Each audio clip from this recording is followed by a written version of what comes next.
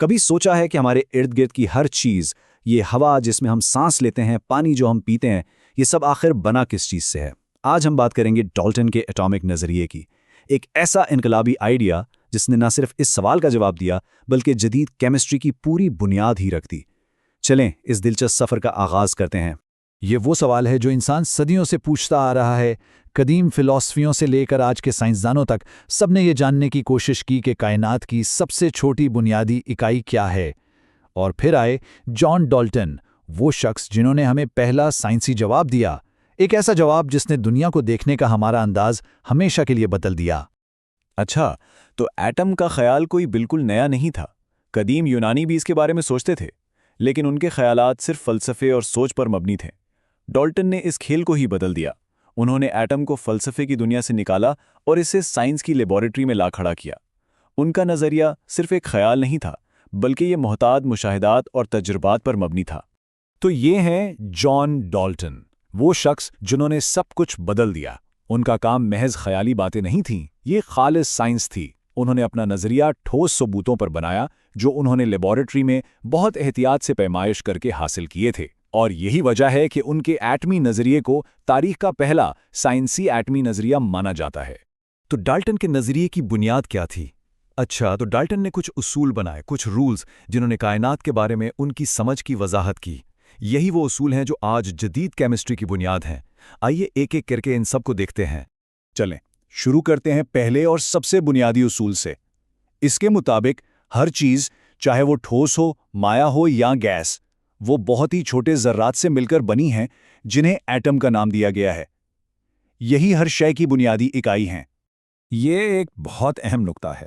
Dalton کے خیال میں ایٹم کائنات کی سب سے چھوٹی چیز تھی، ایک ٹھوس، نہ ٹوٹنے والی گیند کی طرح جسے مزید توڑا نہیں جا سکتا۔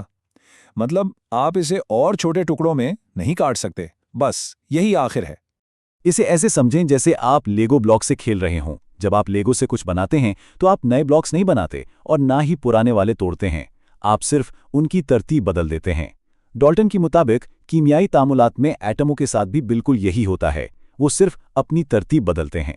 یہ اصول سمجھنا بہت آسان ہے۔ اس کا مطلب یہ ہے کہ اگر آپ کے پاس سونے کا ایک ٹکڑا ہے تو اس کا ہر ایک ایٹم بالکل سونے کے کسی دوسرے ایٹم جیسا ہی ہوگا۔ ان کی جسامت، وزن اور خصوصیات میں کوئی فرق نہیں ہوگا، وہ سب ایک دوسرے کی ہو بہو کاپی ہوں گے۔ اور اسی اصول کا دوسرا پہلو یہ ہے کہ جس طرح سونے کے تمام ایٹم ایک جیسے ہوتے ہیں، اسی طرح سونے کا ایک ایٹم لوہے کے ایک ایٹم سے ہر لحاظ سے، مطلب اپنی تمام خصوصیات میں بالکل مختلف ہوگا۔ یہ بالکل ایک کچن کی ریسیپی کی طرح ہے۔ جب ایٹم مل کر کمپاؤنڈز بناتے ہیں تو وہ ہمیشہ ایک فکسڈ اور سادہ نسبت سے ملتے ہیں۔ جیسے پانی یعنی H2O بنانے کے لیے ہمیشہ 2 ہائیڈروجن ایٹم اور 1 آکسیجن ایٹم ہی ملیں گے، ہمیشہ پورے نمبروں میں، کبھی 3.5 یا 2.25 نہیں۔ اور یہ آخری اصول سب کچھ سمیٹ دیتا ہے، وہ یہ کہ کیمیائی تعاملات اصل میں ان بنیادی اکائیوں یعنی ایٹموں کی ایک نئی ترتیب کا عمل ہے۔ ایٹم یا تو آپس میں جڑتے ہیں یا ایک دوسرے سے الگ ہوتے ہیں، اور اسی سے نئی چیزیں وجود میں آتی ہیں۔ اچھا، تو کیا ڈالٹن کا نظریہ پرفیکٹ تھا؟ نہیں، اور یہی تو سائنس کی خوبصورتی ہے۔ ڈالٹن کے نظریے کی جو حدود تھیں انہیں ناکامی نہیں سمجھنا چاہیے، بلکہ یہ سائنسی دریافت کے سفر کا ایک قدرتی حصہ ہے، جہاں ہر نیا نظریہ پچھلے نظریے کو مزید بہتر مکمل بناتا ہے۔ یہ ڈالٹن کے نظریے کے لیے ایک بہت بڑا جھٹکا تھا۔ بعد کی دریافتوں سے یہ پتہ چلا کہ ایٹم تو ناقابل تقسیم نہیں ہے، بلکہ اس کے اندر بھی ایک پوری دنیا آباد ہے، جس میں پروٹون، نیوٹرون اور الیکٹران جیسے اور بھی چھوٹے ذرات ہیں۔ ایٹم کی کہانی ابھی ختم نہیں ہوئی تھی۔ یہاں ایک اور دلچسپ موڑ آیا۔ سائنسدانوں نے دریافت کیا کہ ایک ہی عنصر کے تمام ایٹم بھی ہمیشہ ہر لحاظ سے ایک جیسے نہیں ہوتے، ان کے وزن یعنی کمیت میں تھوڑا بہت فرق ہو سکتا ہے۔ اس آئیڈیا کو آئسوٹوپس کہا جاتا ہے۔ اسے سمجھنے کے لیے جڑواں بھائیوں کی مثال لیتے ہیں۔ وہ تقریباً ایک جیسے ہوتے ہیں، لیکن ان میں تھوڑا سا فرق ہو سکتا ہے۔ اسی طرح ایک ہی عنصر کے آئسوٹوپس میں پروٹون تو ایک جتنے ہوتے ہیں، لیکن نیوٹرون کی تعداد مختلف ہو سکتی ہے، جس سے ان کا وزن تھوڑا بدل جاتا ہے۔ اور پھر ایک اور مزے کی چیز سامنے آئی، آئسوبارز۔ ذرا تصور کریں کہ 2 بالکل مختلف پھل ہیں، جیسے ایک سیب اور ایک مالٹا، لیکن ان دونوں کا وزن بالکل ایک جیسا ہے۔ آئسوبارز بھی اسی طرح ہیں۔ یہ مختلف عناصر کے ایٹمز ہیں جن کا وزن ایک جیسا ہو سکتا ہے۔ یہ بات ڈالٹن کے 5ویں اصول کو چیلنج کرتی ہے۔